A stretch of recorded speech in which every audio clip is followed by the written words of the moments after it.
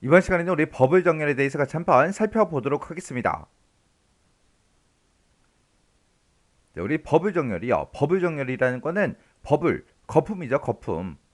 그래서 거품에다가 두 개의 데이터를 집어넣고 서로 이제 위치를 교환하는 그런 방식을 보고 우리가 버블 정렬이라고 합니다. 그래서 얘는 인접한 두 개 그 레코드 키 값을 서로 비교를 해요. 그 크기에 따라서 이제 레코드의 위치를 서로 교환하는 그런 정렬 방식을 보고 우리가 이제 버블 정렬 그렇게 이제 부릅니다. 이 버블 정렬의 가장 핵심 키 포인트가 우리 인접한 두 개의 레코드 키 그 값들을 서로 비교한다 그거예요.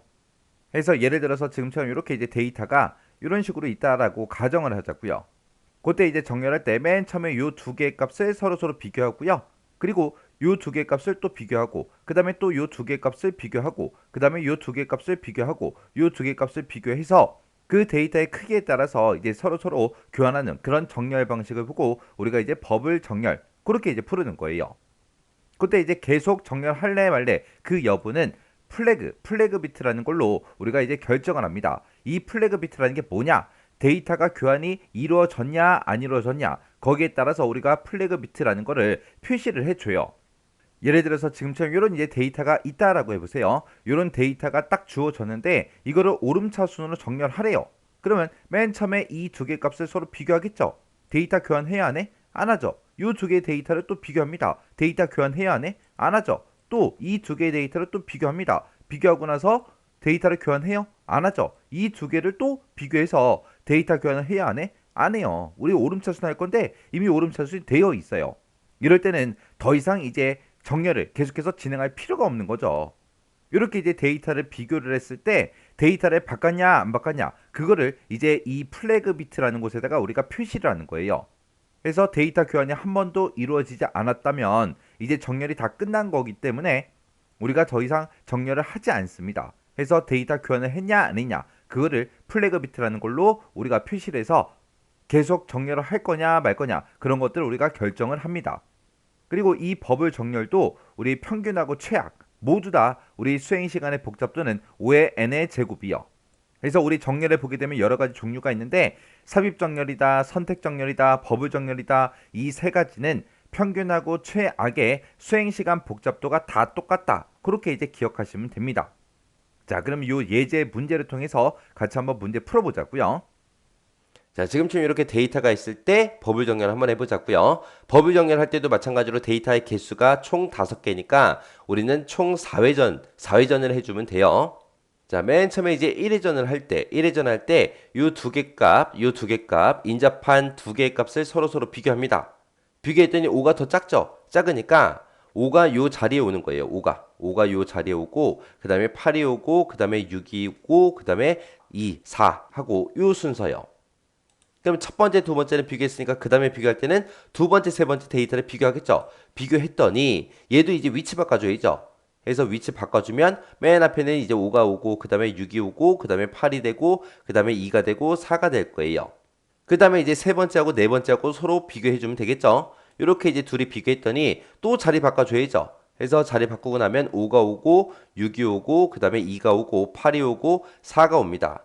그 다음에 이제 네 번째, 다섯 번째 데이터 요 두 개 이제 비교해야죠. 비교를 했더니 또 자리 바꿔줘야죠. 자리 바꿔주게 되면 이제 맨 앞에 5가 오고 그 다음에 6이 되고 2가 되고 4가 되고 8이 됩니다. 이렇게 해서 이제 마지막 데이터까지 다 비교했더니 그때 이제 결과가 지금처럼 이렇게 나온 거예요. 요게 이제 1회전 했을 때, 1회전 했을 때 결과요. 그럼 요 1회전한 이 결과를 가지고 이제 2회전 한번 해보자고요. 1회전 했을 때 결과값이 지금 맨 앞에 5가 오고 그 다음에 6이 오고 그 다음에 2, 4, 8 하고 그렇게 나왔었어요. 그럼 2회전 할 때도 첫 번째, 두 번째 요 두 개를 비교합니다. 두 개 비교했더니 데이터 위치가 바뀌어 안 바뀌어? 안 바뀌죠. 그 다음에 이제 두 번째, 세 번째 요 데이터를 비교했더니 이제 자리 바뀌네요. 자, 자리 바꿔주자고요. 그럼 맨 앞에 이제 5가 오고 그 다음에 2가 오고 그 다음에 6이 오고 그 다음에 4, 8이요. 그 다음에 이제 세 번째, 네 번째 데이터를 비교했더니 또 자리 바뀌네요. 자, 그럼 이제 자리 바꿔주자고요. 그러면 5가 오고 2가 오고 그 다음에 4가 오고 6이 오고 그 다음에 맨 뒤에 이제 8이 옵니다. 이게 이제 2회전 했을 때 그 결과값이요. 여기서 이제 또 물어보면 안 돼요. 마지막 데이터는 왜 비교 안 해요? 물어보시면 안 돼요. 자, 이게 이제 2회전 했을 때 그 결과인데 1회전 했을 때는 맨 뒤에 보니까 이 데이터들 중에서 가장 큰 값이 맨 뒤에 와요. 그 다음에 2회전 했을 때는 이 데이터들 중에서 두 번째로 큰 값이 마지막 두 번째 자리 그 위치로 와요. 이게 버블 정렬의 특징입니다. 선택 정렬 같은 경우에는 우리가 한 회전 할 때마다 1회전을 할 때는 가장 작은 값이 맨 앞에 왔어요. 2회전 할 때 두 번째로 작은 값이 두 번째 위치에 왔고 3회전을 했을 때 세 번째로 작은 값이 세 번째 위치에 왔습니다. 이 버블 정렬은 1회전을 하게 되면 가장 큰 값이 맨 뒤로 가요. 2회전 했다 두 번째로 큰 값이 마지막 두 번째 위치로 갑니다. 그래서 아까 1회전을 끝마쳤을 때 가장 큰 값이 맨 뒤에 있기 때문에 마지막 데이터랑은 비교 안 해도 돼요. 그리고 지금 2회전 했을 때 두 번째로 큰 값이 마지막 두 번째 위치까지 왔죠? 그러면 우리가 3회전 할 때는 네 번째 데이터를 비교할 필요가 있어요?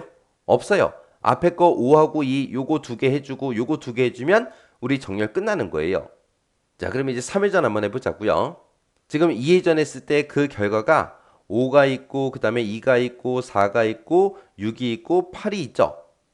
요 데이터 가지고 이제 우리가 3회전 할 때는 맨 앞에 있는 거 두 개, 첫 번째, 두 번째 요 데이터를 서로 비교합니다. 비교했더니 이제 위치가 바뀌죠. 그래서 맨 앞에 이제 2가 오고 그 다음에 5가 오고 4, 6, 8 하고 요렇게 올 거예요.